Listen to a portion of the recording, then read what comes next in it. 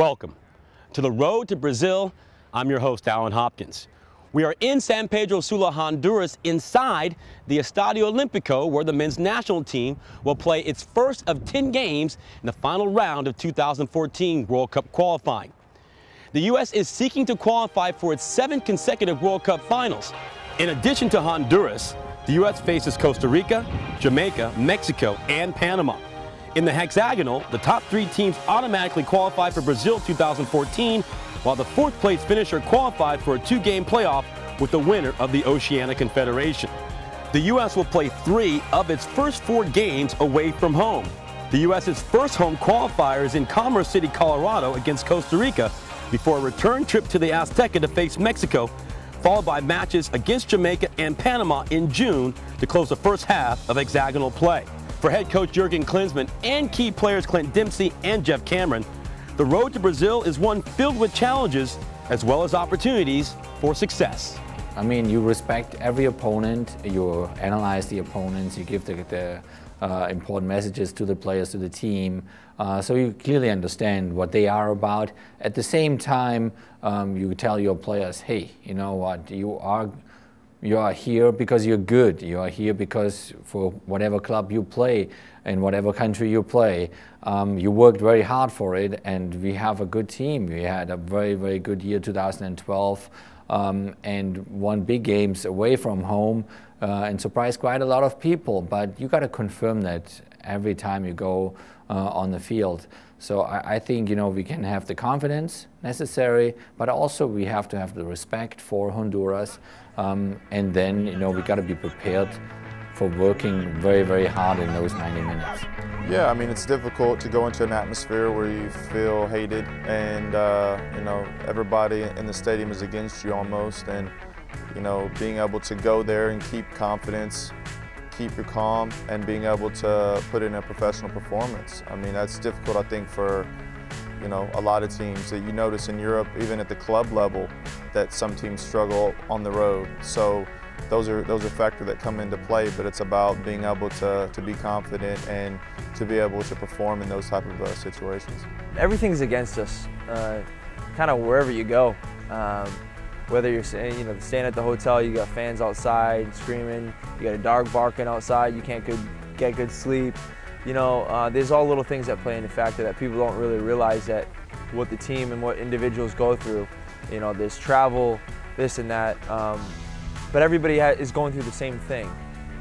But as long as you stick together on the pitch and you work for one another, the outcome should be a positive one. You can only control the things that you can control, and that's the things that you do, making yourself mentally prepared, you know, being mentally sharp, you know, getting ready and preparing yourself for a battle. And that's what we're coming here in Honduras. They made it a national holiday tomorrow. It's going to be a hard game. You know, a 3 o'clock game, obviously the heat, the humidity, that's going to play a factor, but it's for both teams. But for me, it's just staying mentally sharp for 90 minutes, making sure the guys around you are working together as one, and we're all in it for a fight. By making it a national holiday tomorrow for the game, allowing people to get off of work, it shows how important that, you know, soccer is in their culture. I mean, it's rare that you see something like that happen. If you're in the States, you definitely wouldn't have, you know, the president, you know, announcing that it's a national holiday for one of our World Cup qualifiers. So it just shows the passion that they have for the game and how serious they take it, and, you know, what kind of atmosphere we're going into, where people are going to be behind their team that much that, you know, they're making it a national holiday so they can have as many people possible at the game rooting their team on.